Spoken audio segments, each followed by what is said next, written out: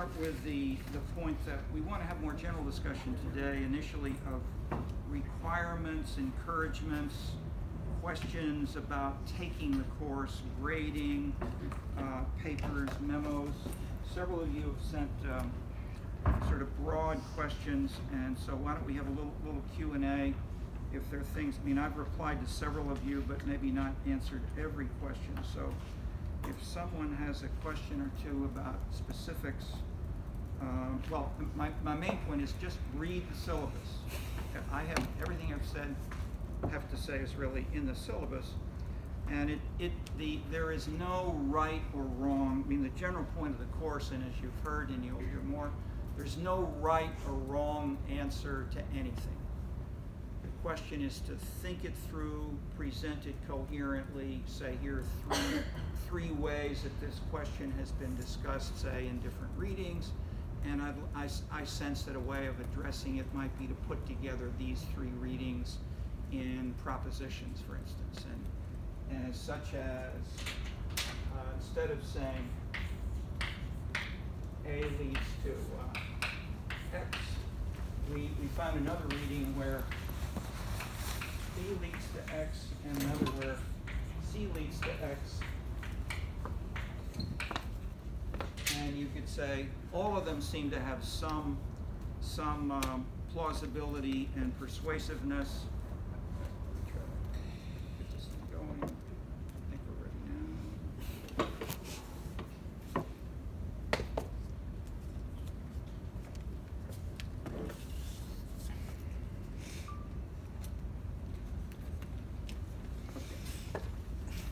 Thank you. Instead of saying A is right and B is wrong, if there are things that is almost most of the time, there's a little bit of truth in A and in B and in C. So one way is to say it looks like it's multi-causal, but the big question is how strong is little a and little b and little c, and why? That is, it may be that the economic base of developers and their economic interests are key drivers in some societies, and maybe say in less developed societies, the economic.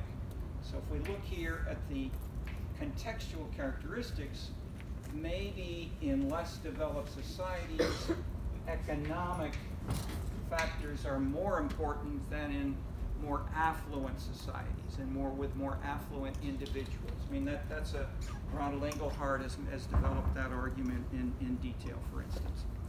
So I've given you a quick way that you can potentially answer an exam question, how you could write a paper, a memo, a series of memos where you might go through things like this in different areas of the course. You could apply this to a city that you knew well because you grew up there, or you worked last summer in the mayor's office, or a neighborhood association which seemed to fit or not fit with some of this, and then use one case to say why and how is this one case different from other locations. NPR and the New York Times do this every week. They choose something which is unusual and wild and different, and often, give you the beginnings of something like this if you listen as a thoughtful person and not just someone looking for excitement. Although this is excitement. We can make science and sense out of noise and shouting and anger and disagreement, which is also the main focus of a lot of the television in recent years. Okay, so for most of you, the normal thing will be to take the midterm and the final. Most of you are going to do very well if you do the readings, and if you pay attention to what we have here. It should go well, very, very well. if you're, and the readings are starred in terms of importance. If you want to really do well and you're really concerned that mom wants you to really get that strong A, then do more work from the beginning, not the last day of the course. Now, write memos about everything you read and post those memos, send them to us, to me and the two TAs, and adapt them in a way that's interesting for others as well, and post them on the discussion board. So that's what the discussion board is for, so we can then have maybe some controversial exchanges if you've got something, not just so, that is, don't just say on page 12, Richard Florida says this, try to give us your something a little different as well. I've got 2 or 3 hands up. Or yes? How long should these memos be? A little louder? How long should they be? As it says in the syllabus, there is no required strong or length, there's no topic, there's no right or wrong answer. If you have 10 lines that's really smart, that's better than 20 pages that is old-fashioned. Yes, sir. I read one paper by 2 students. They thought about this together. They reread something in a book which I had read 20 times, and they had a very smart new interpretation, and they put it in a paragraph. And that was a strong A paper because it was a brilliant idea. Length is not important. Okay. Who else has a hand up? Any questions on any of this?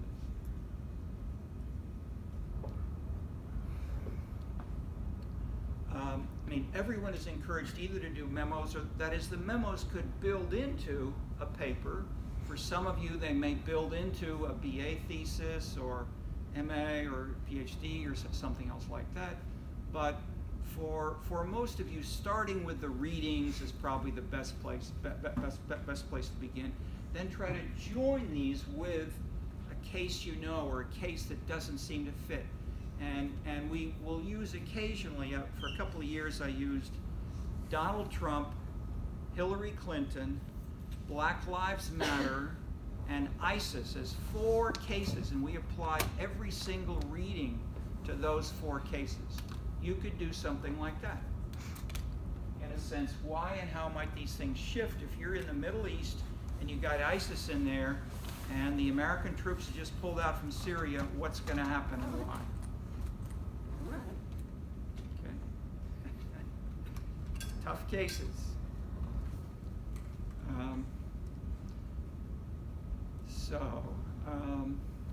Any other comments, questions on anything about the course, requirements, reading, suggestions, adaptation? As we say, you don't have to decide now in advance. You can simply say, as we go on, that you really would like to have this level of a grade, and you'd like to have at least an A-. Otherwise, you would like to have a P for pass.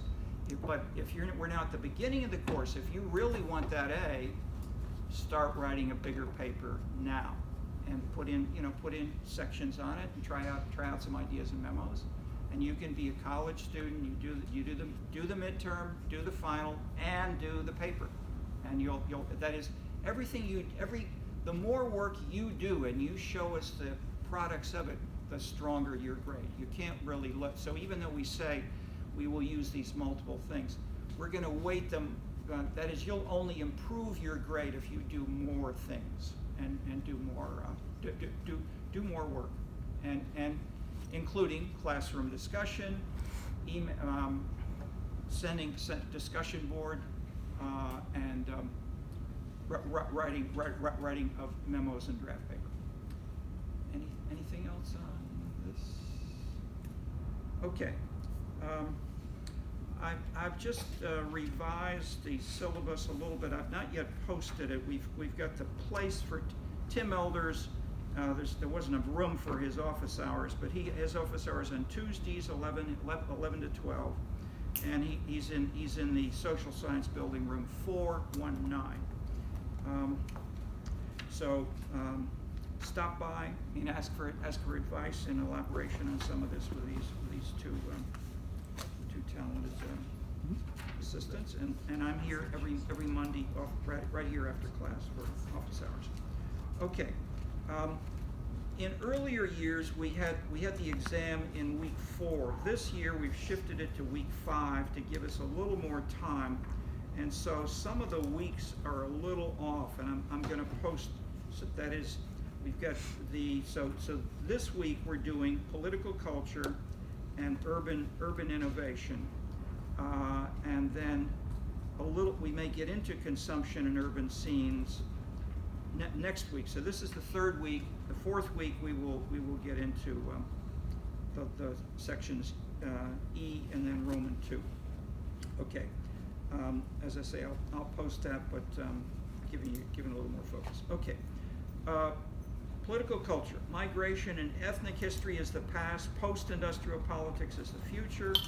The main reading, Daniel Elazar, and then the new political culture. Okay.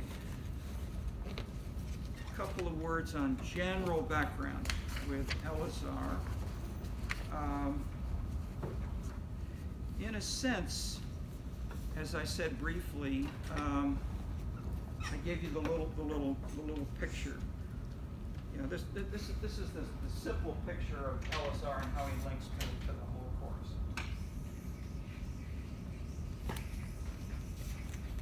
That we have these 3 migration streams and three regions of New England, Middle Atlantic, New England communalistic, Middle Atlantic market, and Southern traditional hierarchical. Okay, then we have the migration streams where these basically go across the U.S. And so we have Seattle reflecting New England political culture. Portland, Oregon is New England political culture with a vengeance. Ann Arbor, Minneapolis, and the like.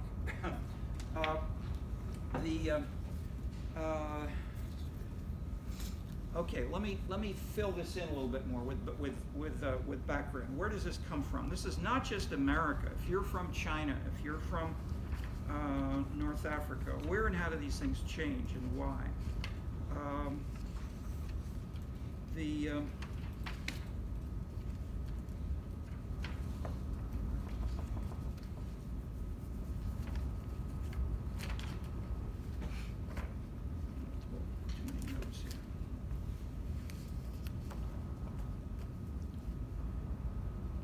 Elazar was a political scientist trained here, but he was Jewish. His father was a rabbi. He was trained as a rabbi.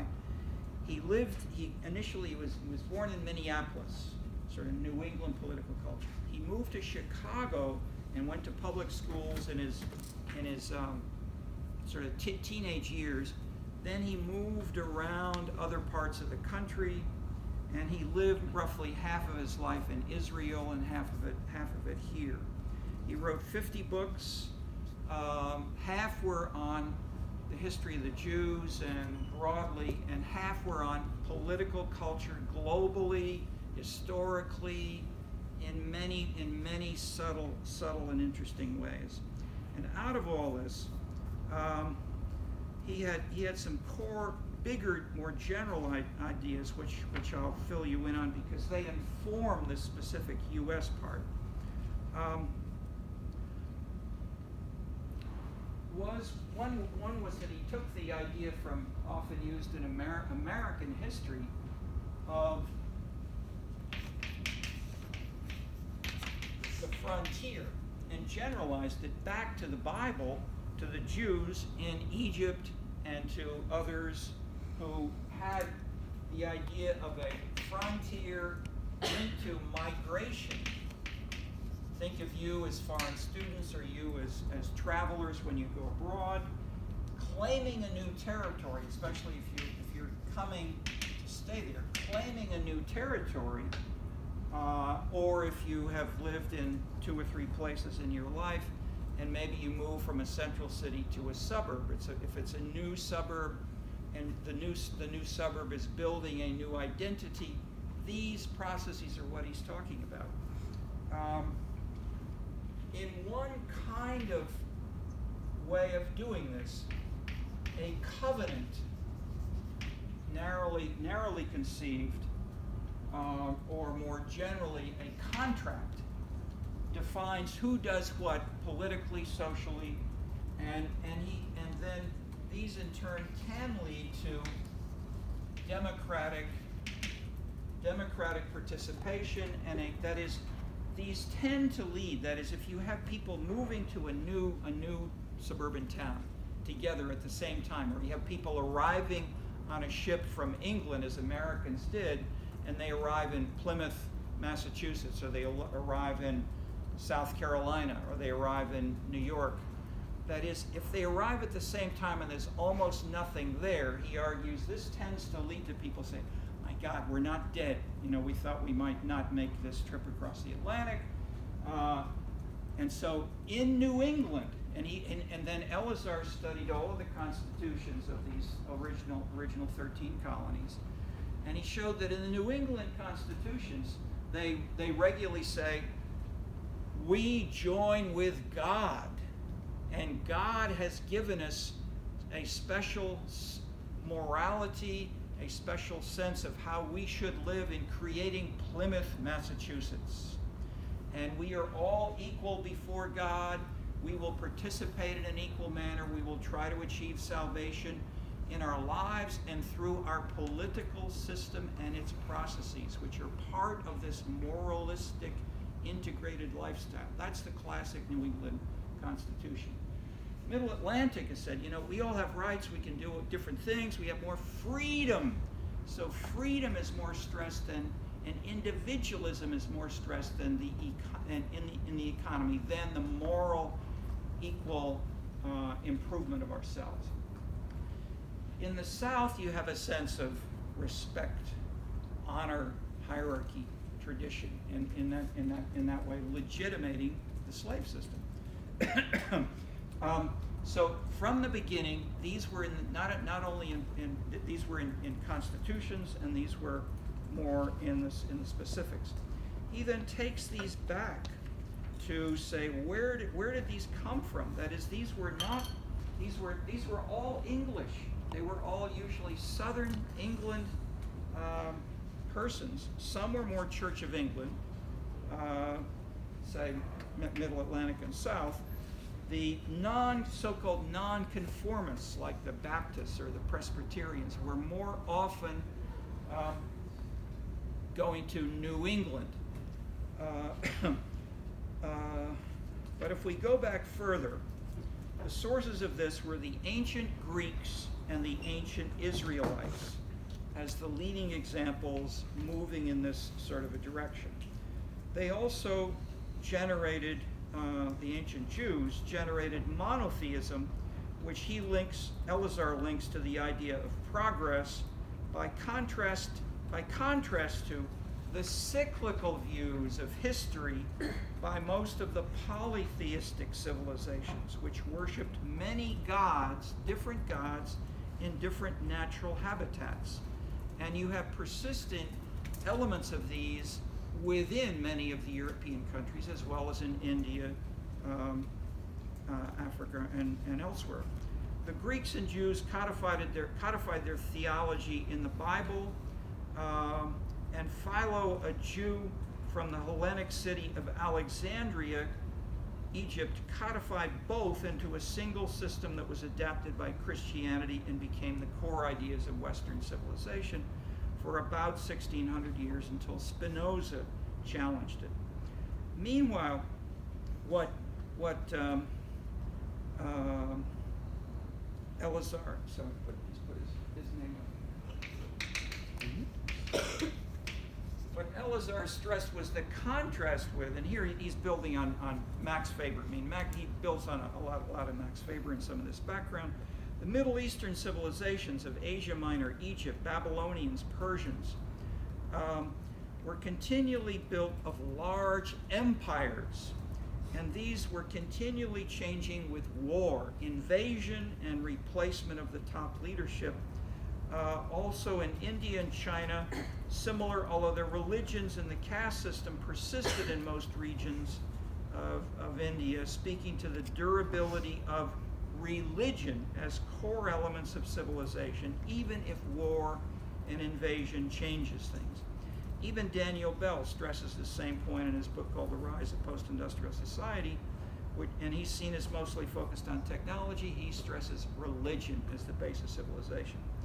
So the next phase after 1800 was Martin Luther, who compromised with the political leaders around him and would say to the king or the duke of a region, let me build more Lutheran churches, and will you say that the Lutheran Church is your state religion here in Prussia or in Saxony, and I will let you review and discuss who we will appoint as the minister, the leaders of the church. So we won't have a conflict between church and state. Then Calvin, a French Catholic, young Catholic, was more radical. He said, this is selling out. Both the Roman Catholic Church and Lutheranism have sold out to the states. We want independent citizens and believers, and we want to, and so he started talking this way, and he had to leave France pretty fast. So he went to Switzerland, and the Swiss, which was is a decentralized country. There's really no nation, no strong nation. It's individual localities. Said, yeah, this is good stuff, and so the Calvinists grew strong in Switzerland and then in the Netherlands, most of the Netherlands, not the South. Then a few people from Switzerland and the Netherlands went to England and scattered around other parts of little bits of Scandinavia. But within England, however, the Church of England was the dominant religion, and so these so-called nonconformists, many Calvinists, were occasionally persecuted. They were not permitted to practice law, be teachers, etc. And so when they were excluded politically, many of them migrated to New England. And so that was a major part of that migration, that is self-selection from within England, different regions as well, to New England, where they could continue this kind of Calvinist, decentralized, participatory religion and politics, and urban style politics. And Elazar highlights the continuing spirit of the frontier in democracy, empowerment of the individual, reducing government restraints on individuals to choose social goals. Fourth, recognition of every individual's civil rights. These kinds of core American values, which have now become more visible, articulated by Seymour Martin Lipset and others, evolved from the spread of mainly these New England values in conjunction with some compromises of the other regions in the formation of the U.S. Constitution and legal and political system. So the syllabus asks how to explain the lack of diffusion across most of the globe until very recently, and then more recent efforts toward rapid change around the world. Question to you. That is, these spread across parts of the U.S., they spread from England, and was this, but my big point is, this is not just New England history. This is now global history and global how urban history is and history are changing. What's the source? I've mentioned this before, but what's the one-word answer I'm looking for? Or the three-word answer if you read Adam Smith.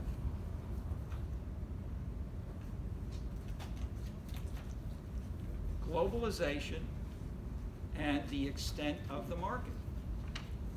That is, as people have the internet, they have travel, they have cheap airfare, but most of all, we do not have the Cold War division of the world since Berlin Wall went down, and it's much easier for people to trade, even though the Chinese and the Americans are still negotiating tariffs.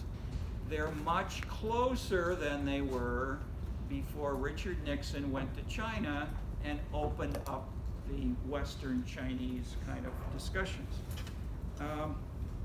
That is, with the end of the Cold War, globalization began to bring these values of Calvinism across the world, although they continue in conflict with the cultural traditions elsewhere. This is okay. So one of the issues which the Westerners and especially the U.S. talks about with the Chinese is human rights. And the Chinese tend to reply, we do more human rights than you because we're making people's incomes more equal. And the Americans and the Westerners tend to say, well, how about the right to organize by the Muslims within China? And so you have political versus economic conceptions of human rights informed by these kinds of different perspectives. But what I'm giving you is not, these are not arguments. What I'm giving you are foundational civilizational elements that you and we need to recognize to understand where and why people and decision-making processes in cities differ, and they differ within regions, within countries, and within cities, and within neighborhoods. So if you go to Chicago with 50 aldermen, with many different ethnic neighborhoods, you can find much of the world just by riding your bicycle and talking to people, stopping in bars, going to neighborhood meetings, going to the city council meetings and hearing these people argue with each other. Okay, that's the general story with Elazar. Let me stop there for Q&A just a little bit on Elazar.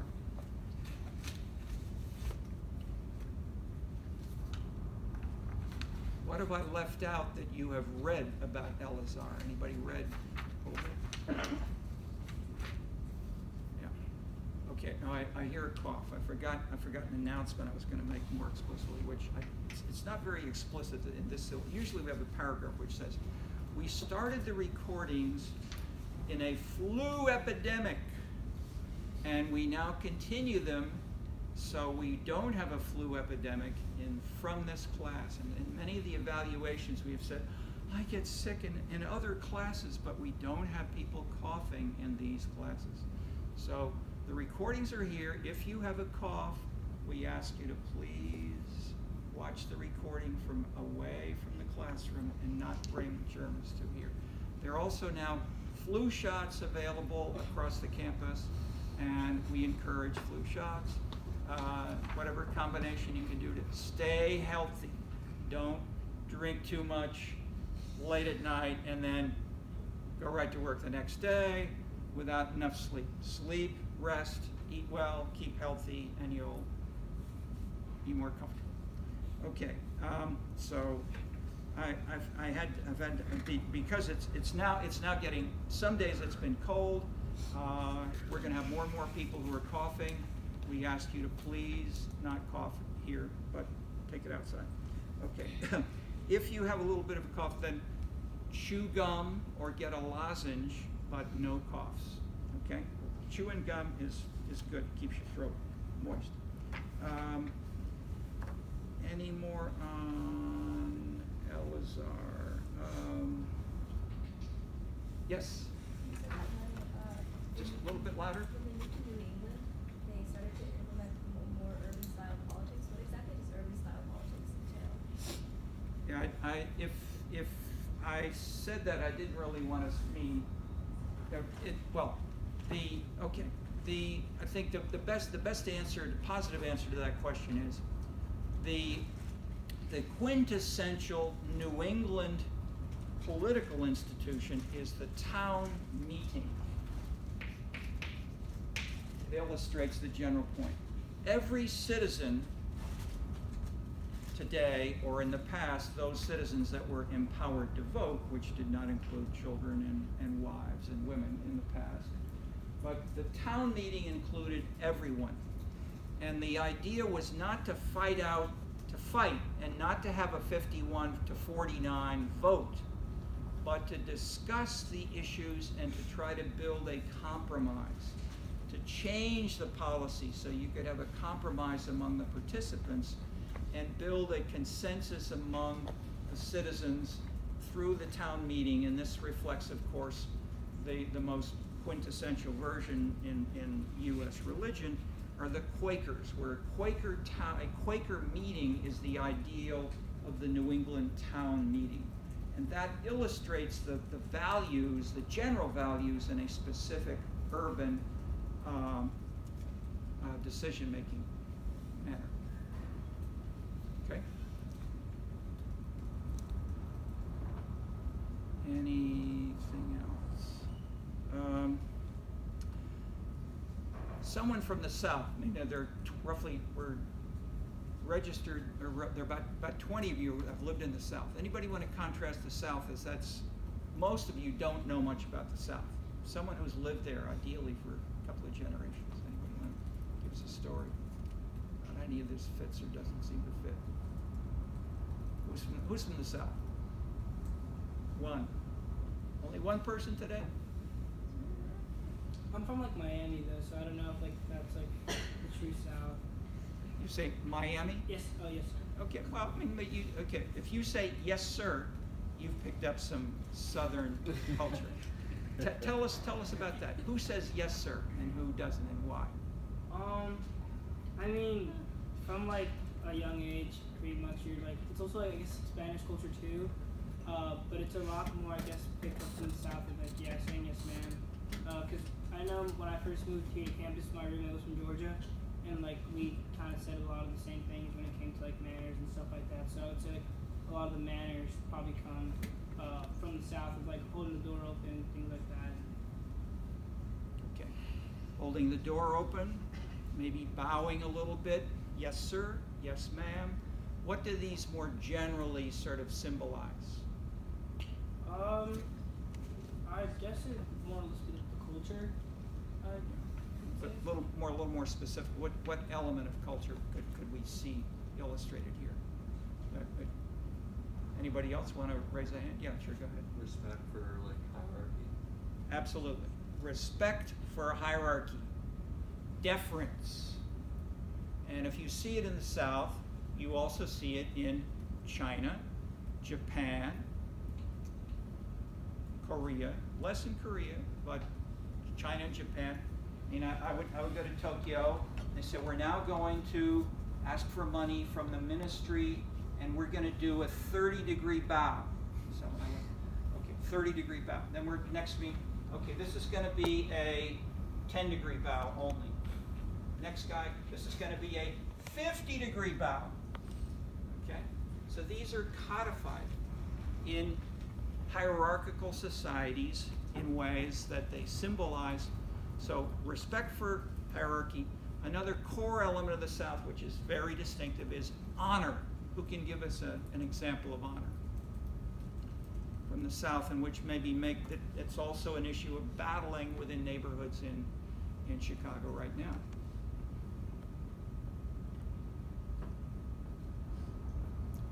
Ethnic, yeah, go ahead.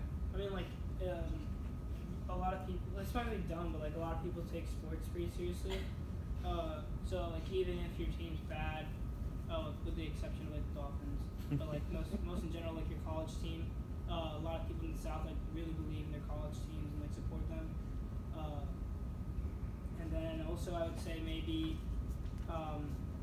food could be another thing that like, and at least in Miami, like certain countries are more proud of their food and they'll go off to show it more and things like that. And certain like areas and neighborhoods are carved out where like when you go, it's mostly like Colombians, or it might be mostly Venezuelans, and they just might do things differently in those areas. Okay, excellent points all. Okay, let's push on with the a bit on the new political culture. Could we do maybe the graphic just to that, please? Yeah, there's a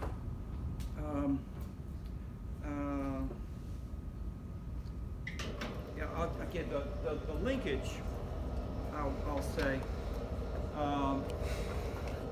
Elazar, maybe 10 or so years ago, came to Chicago and spent many months, and we worked together every, I'd say, why don't you leave?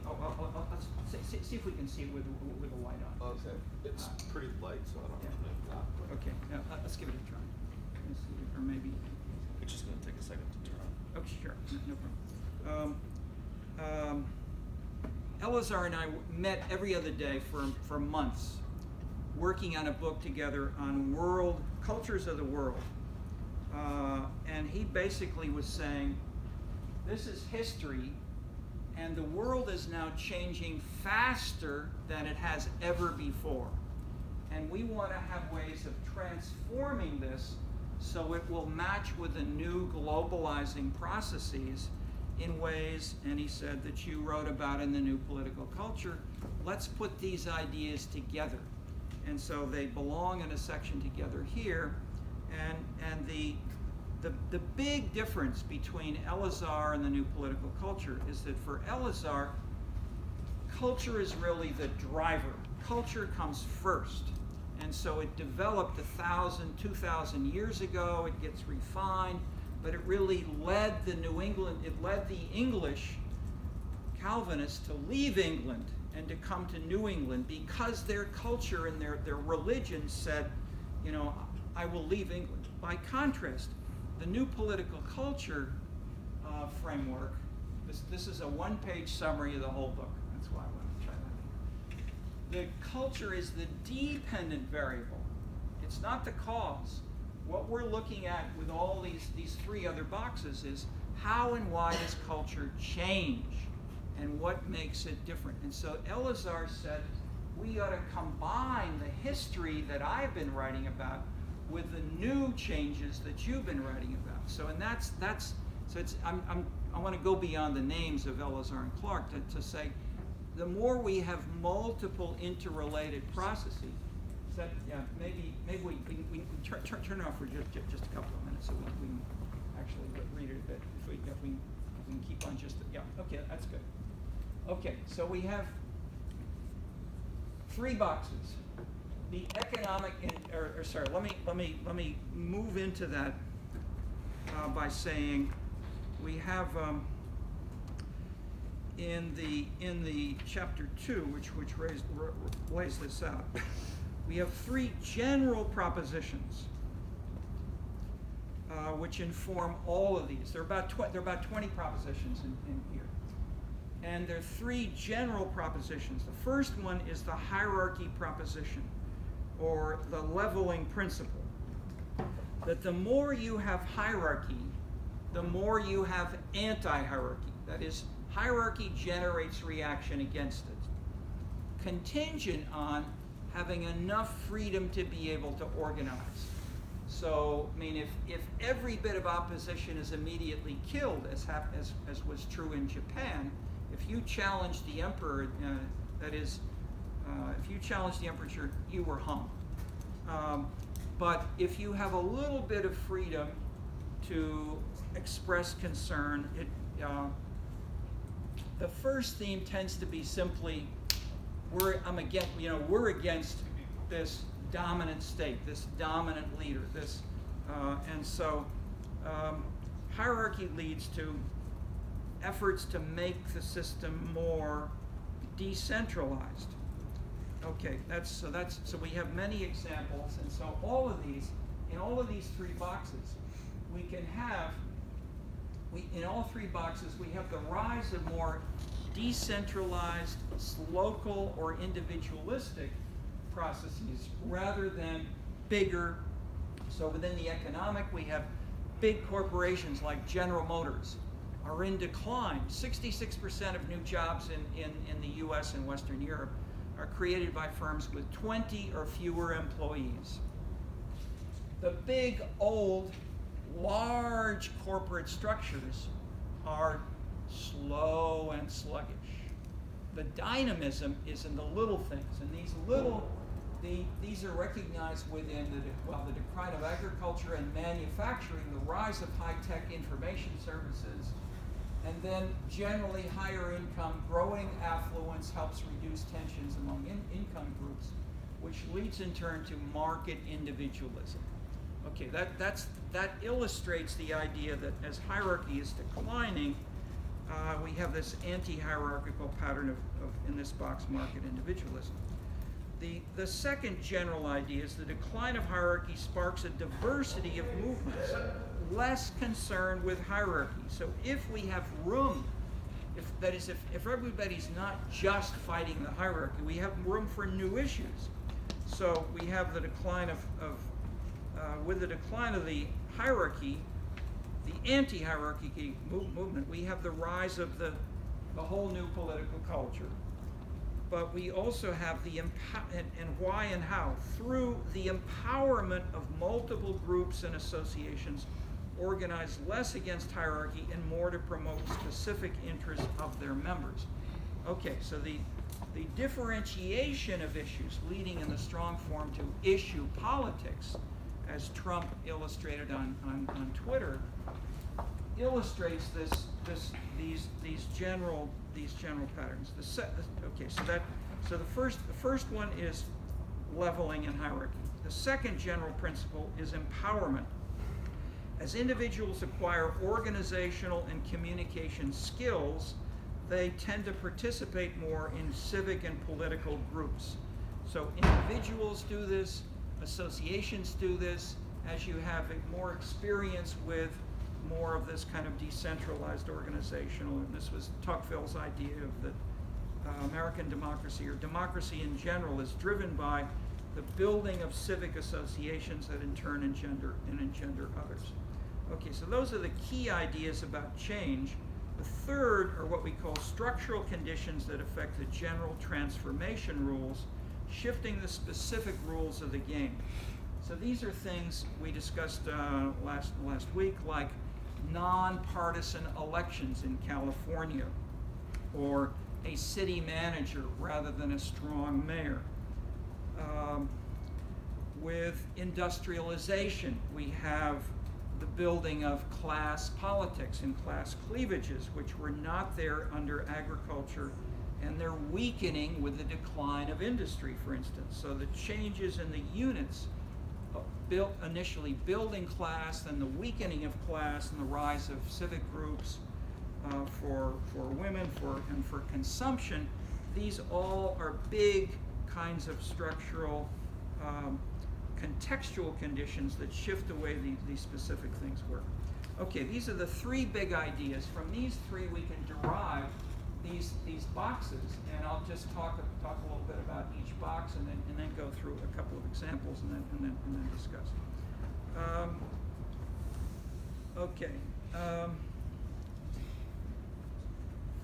Demographic growth of a sector increases its legitimacy and power. The more persons in a political system who support a policy, the more likely it is to succeed. Okay, very, very simple idea. If we have more people, such as more of a particular ethnic group, then we tend to have changes. And so, for instance, at the end of the 19th century, as we discussed briefly with New Haven, new Catholic immigrants across especially the Northeast and Middle Atlantic part of the U.S. transformed the traditional Protestant majorities in building, sometimes in the case of Chicago, New York, Boston, strong Democratic parties, which had a style which was less close to Tocqueville and more hierarchical. And so the strongest version was Chicago's Machine.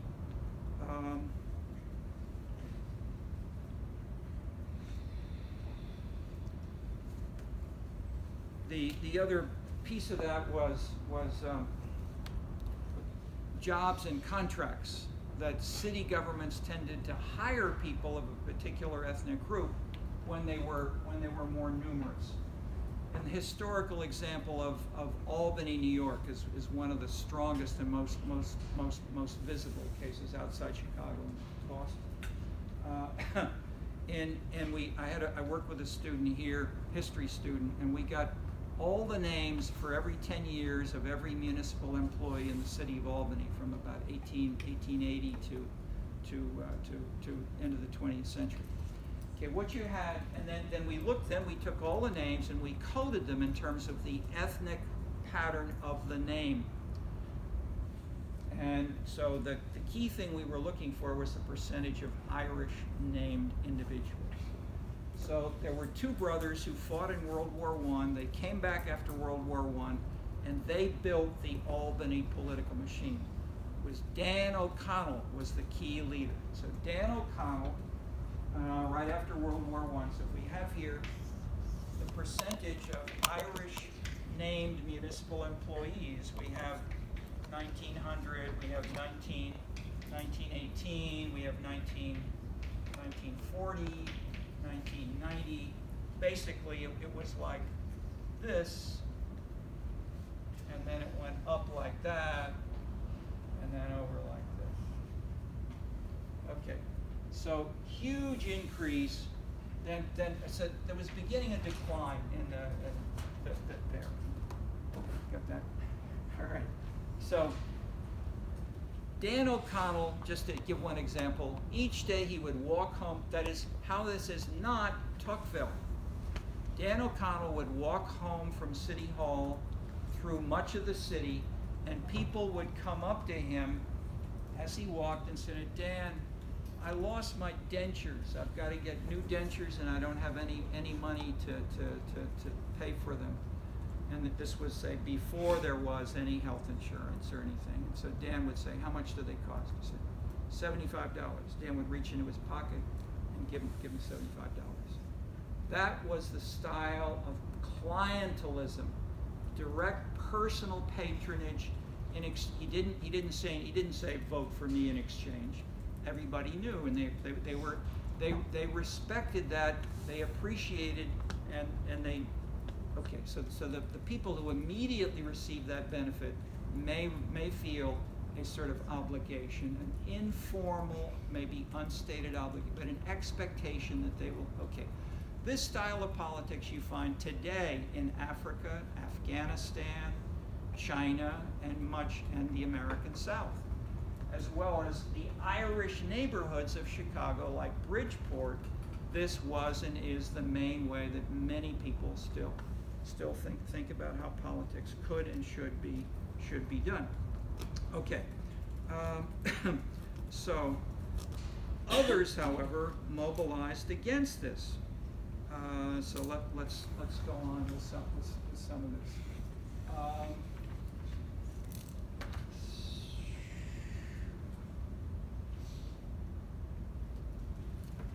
The economy,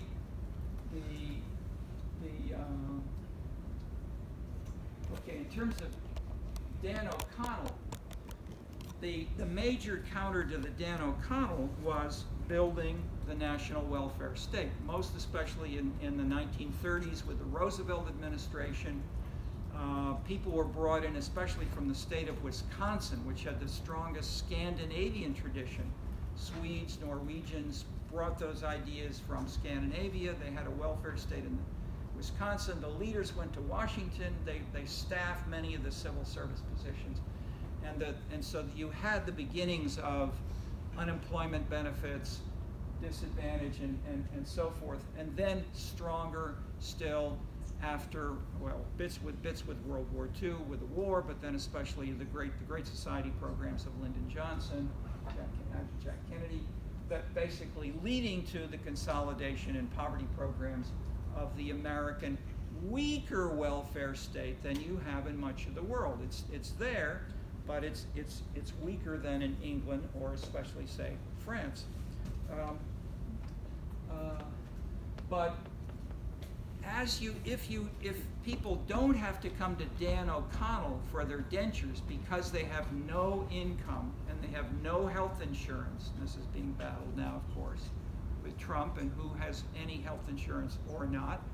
These are as you have more health insurance, the idea is these most urgent problems from the past lead people to ask government not to focus on just dentures.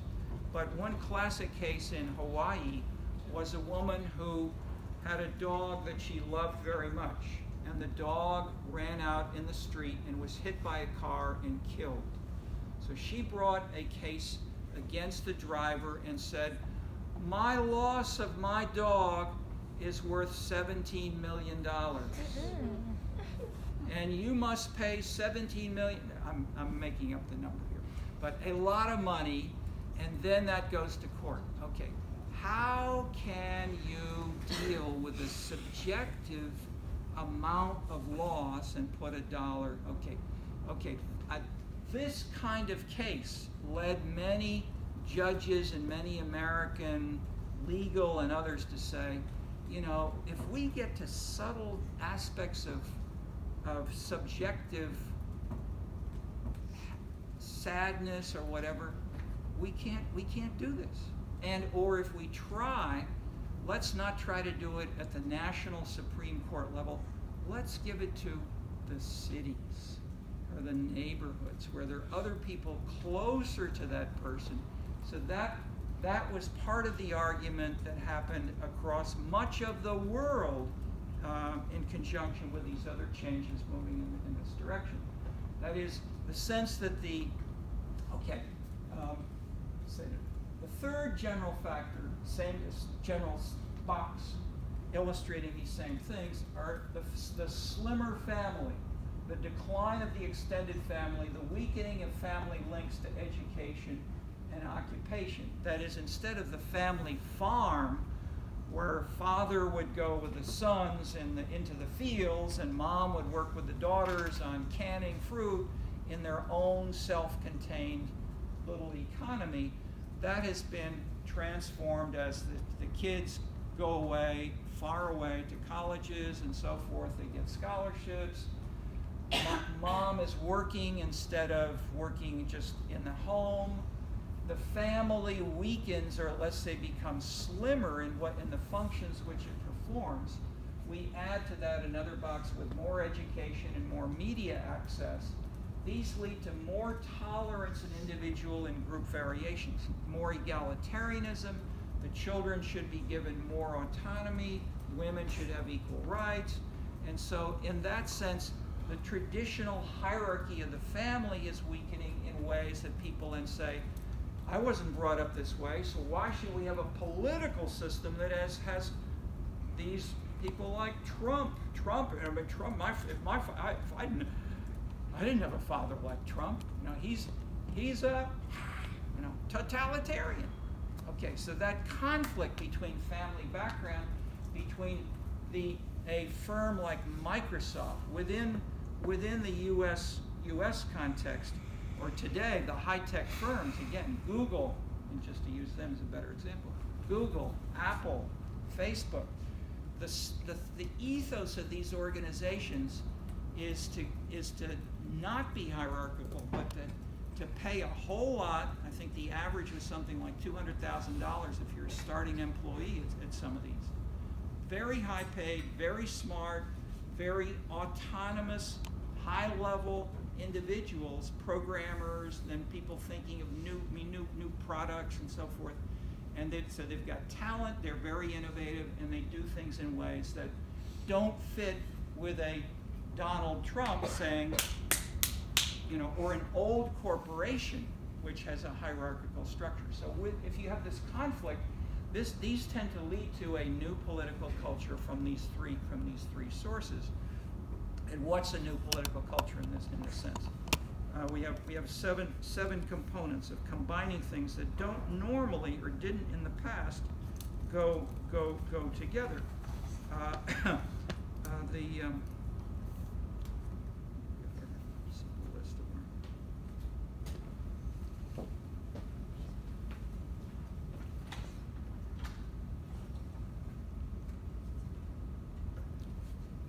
The components are the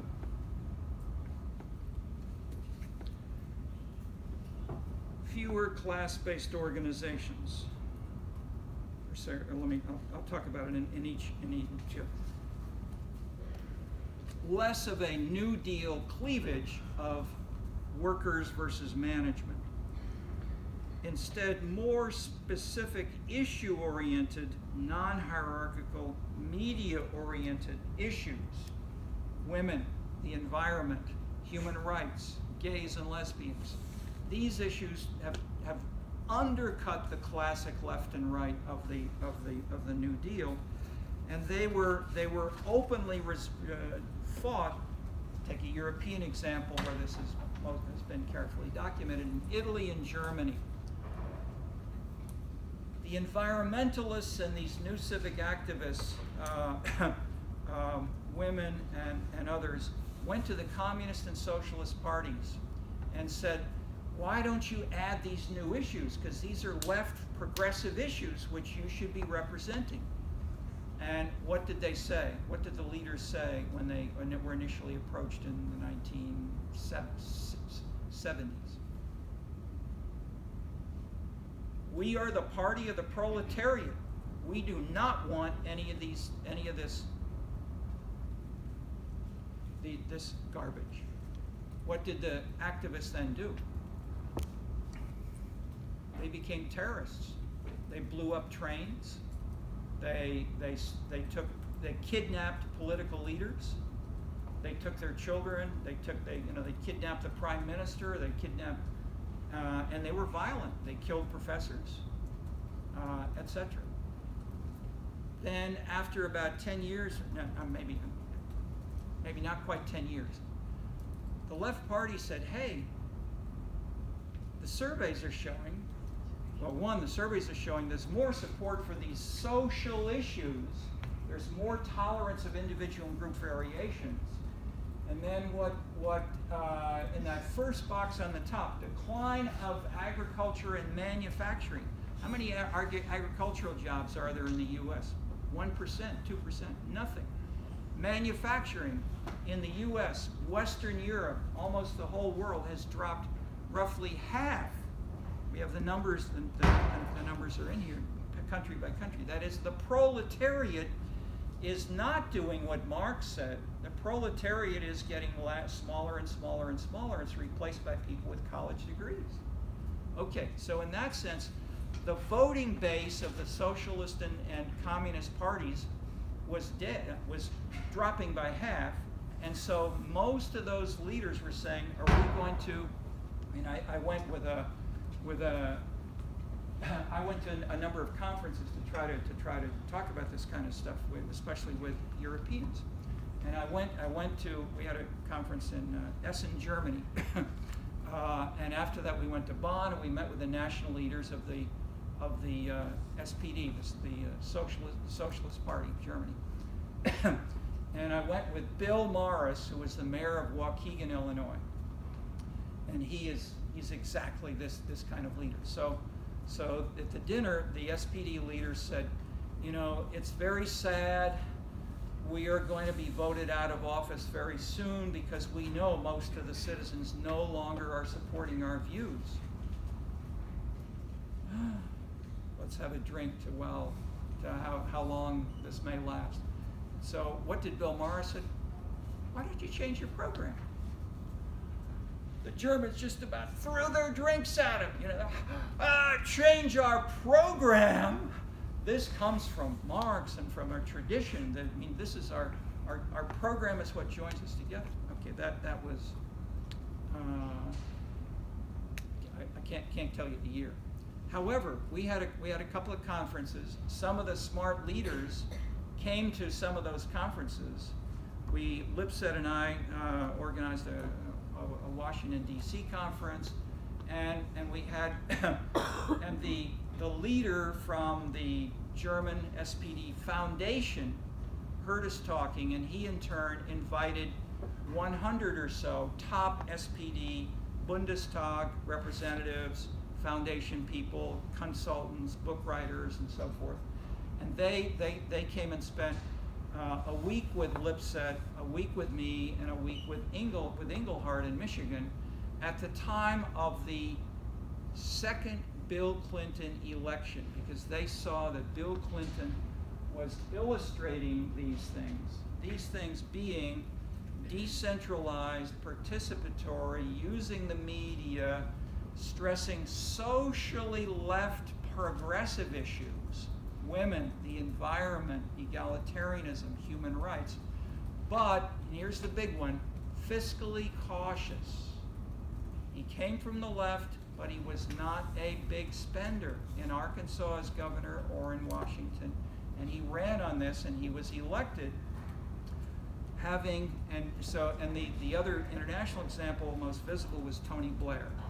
Tony Blair in England, again, he fought and divided from old Labor and created the new Labor Party, which was progressive on the social issues, highly progressive on social issues, but he continued Margaret Thatcher's fiscal programs. He pledged to continue them for something like 3 years. After 3 years, they started increasing more. But basically, fiscally cautious, socially progressive, using the media to try to say this is a new program.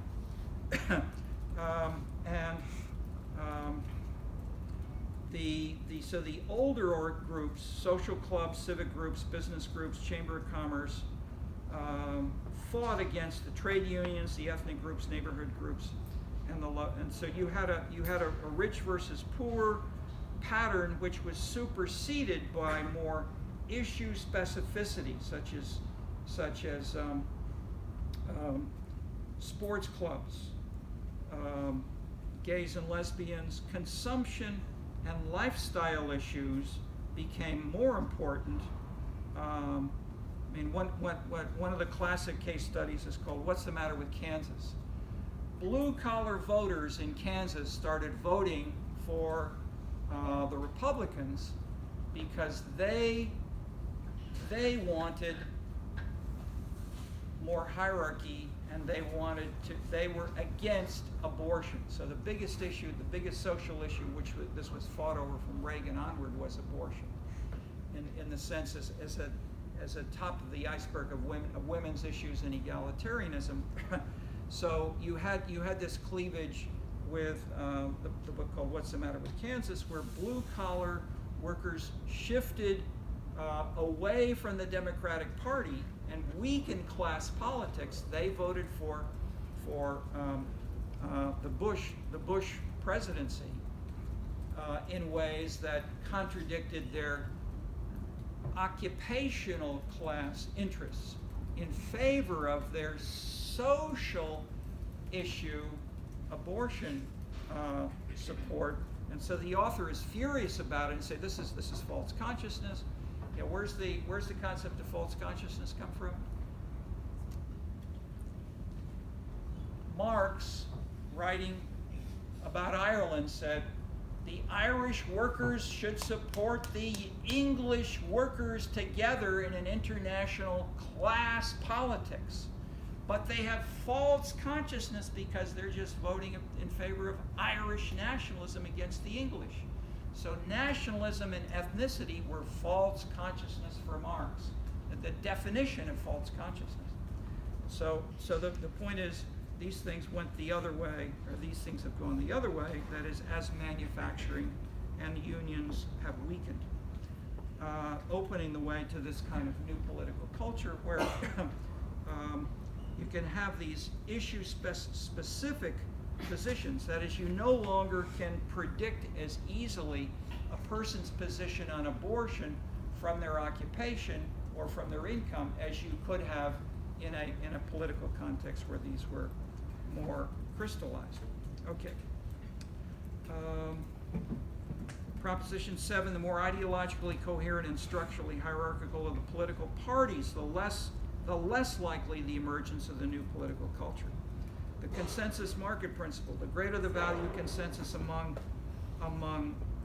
citizens and the more that public policies reflect these values, the less citizens turn out to vote, the less they support organized groups in a hierarchical, bureaucratic state pressing for change.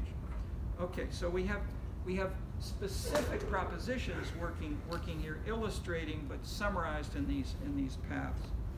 Um,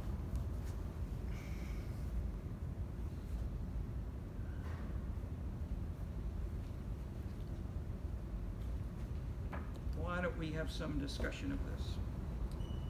Anything from Elazar or these themes that I've been articulating? Life balance?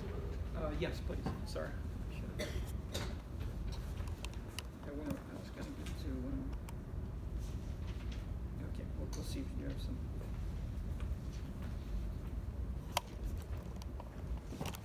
Get to.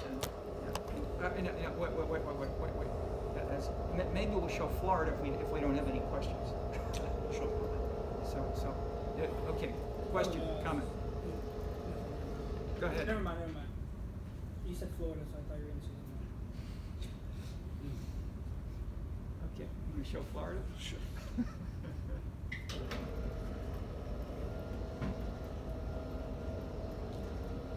A little bit of video.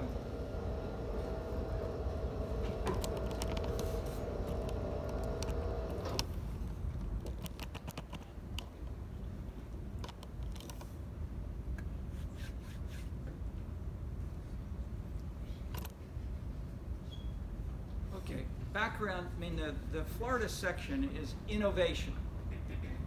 The big idea is that what drives the economy, what drives migration, what drives the political system, go ahead and turn it on as soon as you're ready, is new ideas, creativity.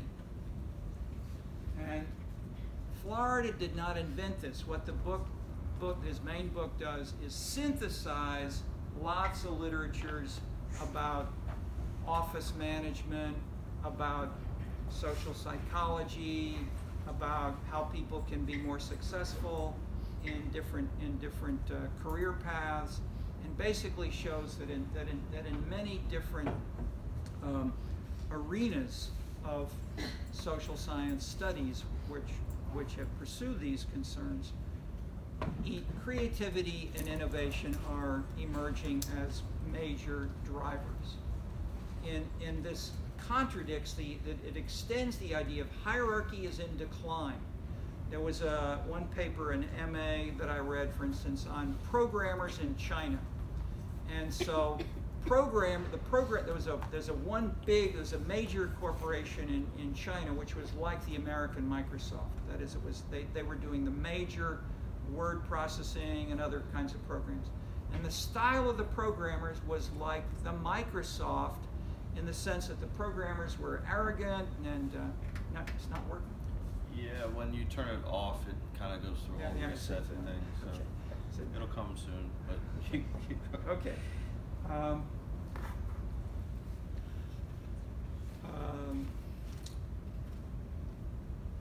And these programmers even were openly breaking political rules that were dominant within China, deliberately breaking the rules, and they were not enforced. That is, it was an earlier version of what's happening right now in Hong Kong. That is, except there was no protest and there was no efforts to suppress. So that is, the Chinese leadership within the Central Committee of the Communist Party recognized that these programmers were so important for China's economy and for the whole style that they tolerated this kind of variation. So, and I'm using that because the American media tend not to tell you about the major developments of decentralization, autonomy, differentiation within China. All we get are the trade talks and battles and so forth in much of the U.S. media. Okay, so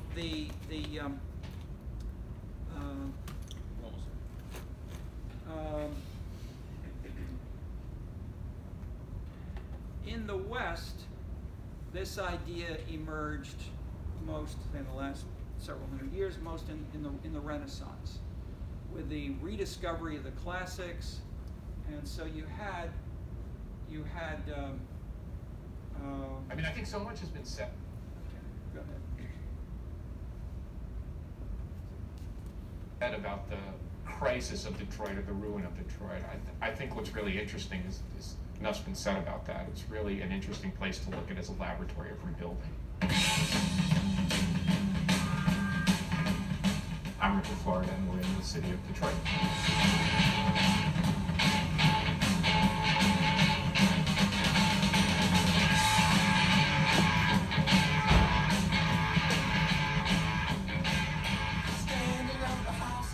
How did the economic crisis impact Detroit? The economic crisis flattened Detroit and the metro area. The rate of unemployment for the region surged to 15 or 20%. Obviously, the city had been so dependent on automotive manufacturing, and as that industry and manufacturing industry have been impacted, not just work, but have been impacted over the past half century, Detroit faced terrible trauma. Huge numbers of foreclosure, businesses shutting down, construction grinding to a halt. But I think what's amazing is how quickly Detroit has begun to come back.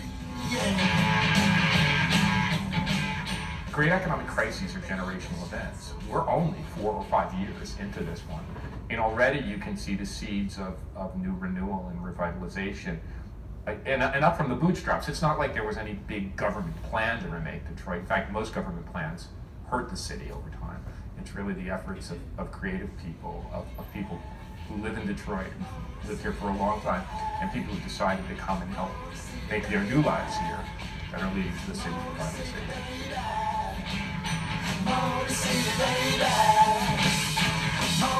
So that one's just background, and the next one's like 3 minutes. It goes into kind of exactly what's going on in Detroit, what's happening.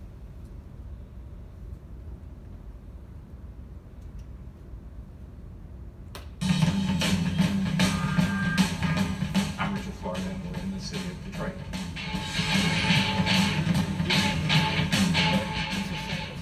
No, it's just the same intro.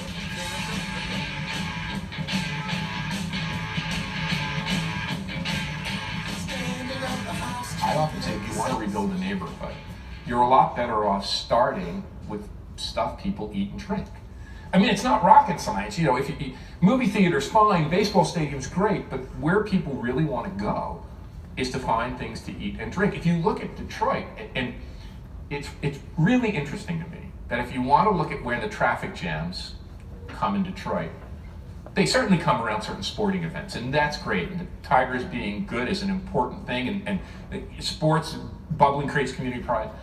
But the Eastern Market on Saturday morning, you know, we're sitting right at the outskirts of Eastern Market, this great market which built up around the food distribution system of Detroit.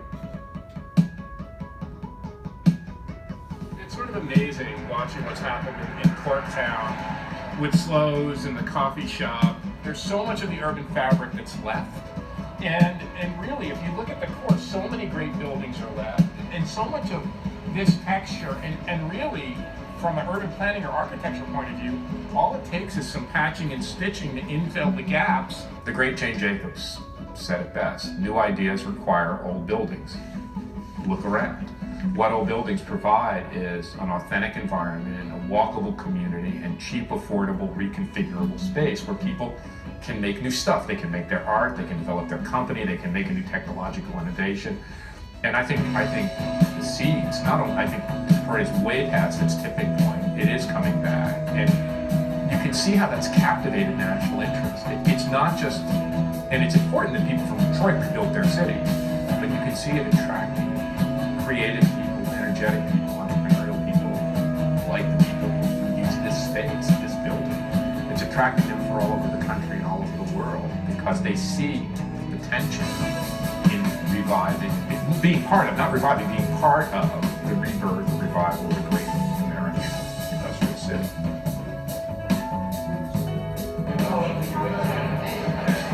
It gives you a good feeling. I mean, being in here, it gives you a good feeling that something important is in the works. You know, it's real, it's not fake, it's not generic, it's not consumeristic. It just gives you a sense that we live in a good time. You know, when so many economic developers think of business, they think of, well, we have to lure another auto parts making plant. We have to lure a call center where people take orders from Target or something over the phone. You know, business is what people do. It's the way they make their art, it's the way they make their videos, it's the way they write, it's the way they do their architecture, it's the way they build their restaurant.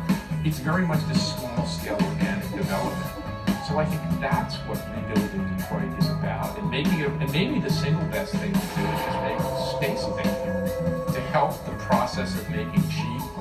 I mean, that's, when we look at the history of cities, having cheap, affordable, reconfigurable space that can be combined and recombined close to other space, that's what drives development through all of human history.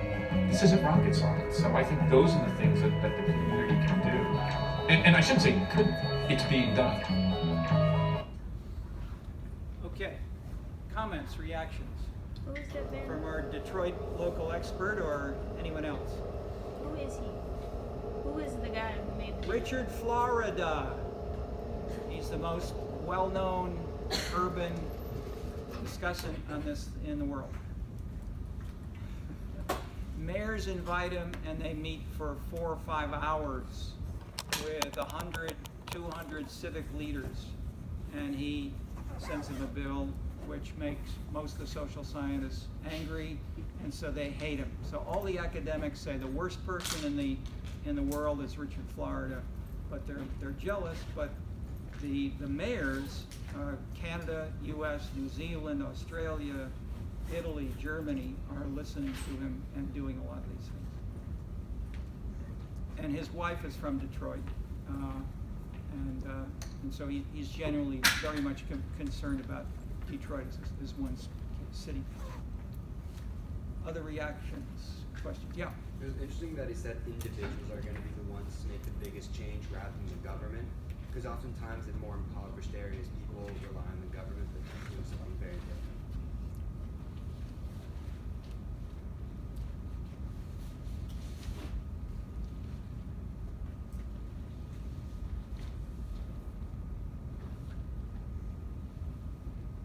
Anyone give us an example of an innovation they've seen or participated in your own life?